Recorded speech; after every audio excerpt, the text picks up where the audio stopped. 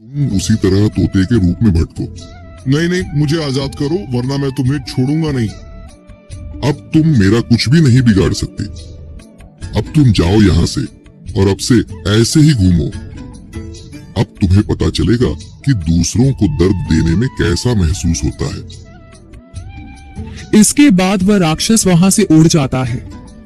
मर्चो और उसकी पत्नी सीता दोनों खुश हो जाते हैं। मर्चो पहले की तरह काम करने लगता है। वह और उसकी पत्नी दोनों खुशी खुशी जिंदगी गुजारने लगते हैं।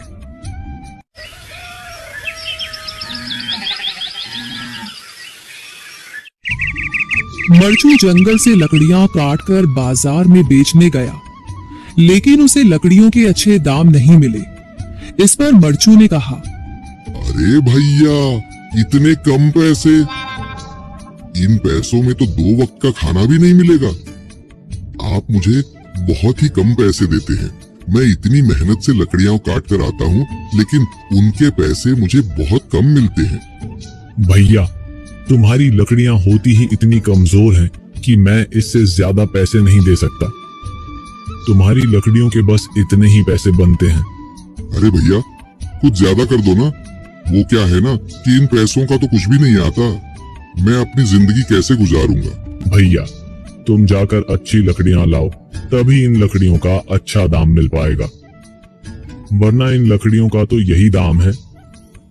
ये सुनकर मर्चो बहुत ज्यादा परेशान हो गया और पैसे लेकर किराने की दुकान से सामान खरीदकर घर आ गया। घर पहुंचते ही मर्चो की पत्नी सीता ने कहा, जी, सामान ले आए आप? हाँ जी, सामान ले आया हूँ। सीता के चेहरे पर खुशी छा जाती है, लेकिन जब उसने सामान देखा, जी, इसमें तो बहुत थोड़ा सामान है। हाँ सीता, मुझे पता है कि यह सामान बहुत थोड़ा है, लेकिन मैं क्या करूं? मेरे पास जितने पैसे थे, मैं उतने का ही सामान लेकर आ गया हूँ। इस तरह हमारा गुजारा कैसे हो पाएगा जी? आपको तो पता ही है कि हम कितनी मुश्किलों से गुजारा करते हैं। हाँ हाँ, मुझे पता है, लेकिन मैं कर भी क्या सकता हूँ? मेरे पास इतने पैसे ही नहीं कि हम एक अच्छी जिंदगी गुजार सके। इतनी मेहनत कर रहा हूँ, लेकिन फिर भी मेहनत का फल नहीं मिल रहा। इतनी मेहनत से अच्छी लकड़ी काट कर आता हूँ, लेकिन मुनासिब दाम नहीं मिलता। मैं तो बहुत परेशान हूँ। क्या करूँ? कहाँ जाऊँ? अरे जी, आप परेशान न हो, आप कोई और काम देख लें। मैंने कई बार काम तलाशने की कोशिश की, पर किसी ने भी मुझे काम नहीं दिया। ये सुनकर सीता भी काफी ज्यादा परेशान हो गई। मर्चो से सीता की परेशानी नहीं देखी गई। उसने अपनी पत्नी सीता से कहा, मैं फिर से जंगल की ओर जा रहा हूँ। अरे जी, अभी मत जाइए ना, वैसे भी शाम हो रही है। आप कल चले जाइएगा, अभी मत जाइए।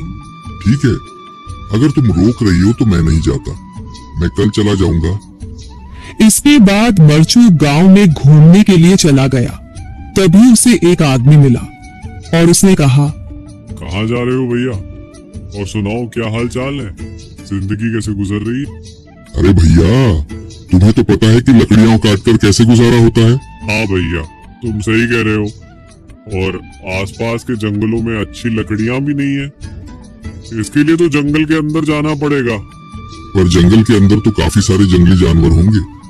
मुझे बहुत डर लगता है भैया, मैं जंगल में कैसे जाऊंगा?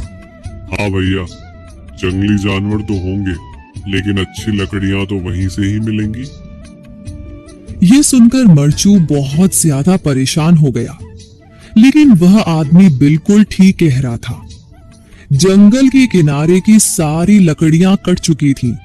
अब सिर्फ जंगल के अंदर ही अच्छी लकड़ियां बची थीं। अगली सुबह मर्चो